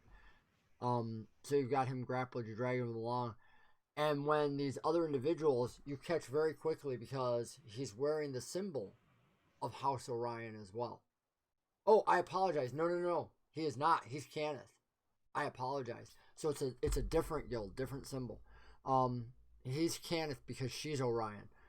And they speak very quickly and they talk about Ortek and what's happening. And he motions in 2 of these other Warforged, which are covered with spikes, more like the Juggernauts that Claymore was familiar with. And the Juggernauts were massive Warforged that would go into battle, and all Warforged were obviously built as soldiers to kill. But Juggernauts were the next, step. They were massive, the size of, houses. I mean, they didn't even have, whereas Claymore has digits to manipulate things and use things, oftentimes Juggernauts just had arms that ended in gigantic blades or hammers and things like that. That's their entire purpose. They are just a machine to kill. That's it. kind of unfortunate when there's no war. Welcome to the plight of the Warforged. You know. I'm really big and I don't have hands. I'm just not sure how well this plan was thought through. Hence Yeah, why you might want to talk to Claymore about some of the call of the Lord of Blades in Kyrie right now. Because he's got a little bit of that in his history where he was called and whatnot. Yeah, there's a whole other storyline that you can follow there. Just have that. You might want to have that conversation. Oh boy! Yeah, I might have some time with that one. So, You know, he knows where a few of those juggernauts are. And what happens when you ask that question, but I'm just built for war and I can't do anything else.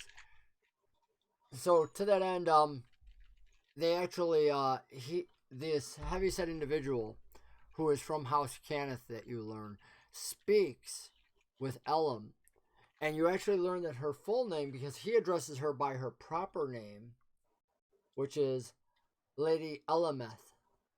And very much like Ortec referring to the Miss Priss, he refers to the boat by its proper name, the mysterious pristine aura. And they discuss the fact that about the blight, and suddenly she introduces Ionia to this individual and says that she has information.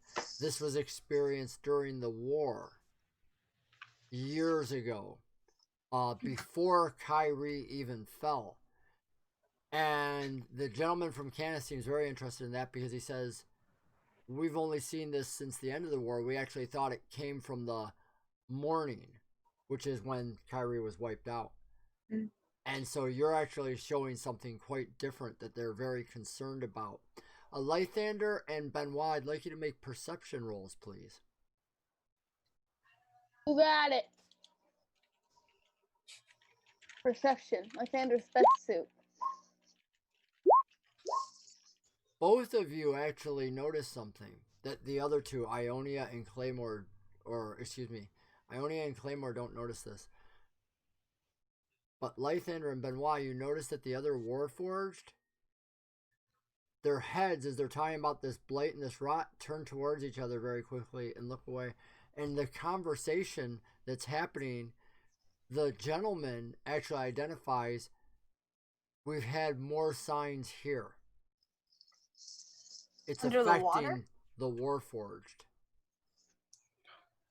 And Frost you is- realize the blight is spreading here under the water. Has to be traveling on imports and exports. And that's where we're going to end it for tonight. wonderful. So, whatever you just fought on the ship is here ahead of you, along with ancient Warforged, along with an ancient giant ziggurat, and as I said, you're the only boat. Just so you know, there's no other boats here. Which Of means course. if it's leaving, we may not have another boat for quite some time. Yep. Let's turn back now. With no captain. So, I just want to thank you all. This has been an absolute blast. Let's talk about what's coming up in each of your lives before we sign off. Let everybody know what's coming. Some of the things that I'm bringing in, as you notice, I figured out how to bring in some sound. So rather than putting that on a player, I'll be doing that for our audience. I don't really have a good way to bring it to you guys yet, because we traditionally used to do that through Discord, but now we broadcast through Zoom, so I don't have that. Once Fantasy Grounds is going, I know Sirenscape is integrated with that, and I'll be able to bring it in easier. Fantasy Grounds Unlimited has not released yet, so I'm not on FGU yet. Once they come out with that, we'll be doing that. That's my big updates. I also have the commissioned artwork being worked on, so that'll be being changed, and we'll have some of our players having end screens coming up, not this week, but in the weeks ahead. I'm going to turn it over to, just from left to right, Ionia, and then you can pick your Vic. All right. I've been doing some more art projects and whatnot, continuing with job applications and whatnot, which is a kind of frustrating situation right now. But apart from that, I've been adding more stuff to my Etsy, including these little ear saver things. They're just like a strip with a couple of buttons. They're pretty easy to jerry rig at home if necessary. But I'm selling some with the scrap fabric that I have from making face masks, so that you can put them behind your head and literally just hook the elastic that goes behind your ears on the buttons instead, so that they stop pulling on your ears so much, because that kind of hurts after a while. So I've sold a few of those already. That's what's mostly been going on for me. Been trying to get some digital art done and playing a lot of video games this week. But I'm looking forward to a productive next week, and I'm really looking forward to next session. I'm going to pass it off to Eric. Yeah, thank you. So I've really got nothing much new coming to me in my life. It's mostly just work and just enjoying life, I suppose, as much as I can. But something I am looking forward to is the next session, because this has gotten really interesting, especially for Claymore. Really thought the plague was over with, but I guess I still have something to fight. So but I'm really looking forward to that. Really, I don't know. I've just been having a good time, and I can't wait until next time. Really. So yeah, I'll toss it over to who's next. Let's see. Kitty Joe. Still doing things up on my YouTube channel. I will have another video out on Wednesday. I'm trying to make that a consistent upload schedule of Wednesdays having some sort of something on my channel. That's what's going on for me, though. I'll pass it off to Brock. Or I don't know which direction he is. He's somewhere. All I got going on this week is below you. with my school studies. I found out this week I'm the only one in the class that has the welder. Since all classes are online now, my teacher has tasked me with fabricating a project and videoing it and posting it online for everyone to get credit for it. So, as soon as my supplies that I ordered in come in, I'm going to be building a welding table for the very first time in my life. So we'll see how it goes. No pressure. I'm sure being a team project, everybody is sending you some money to buy these supplies so that you're the one actually doing the work.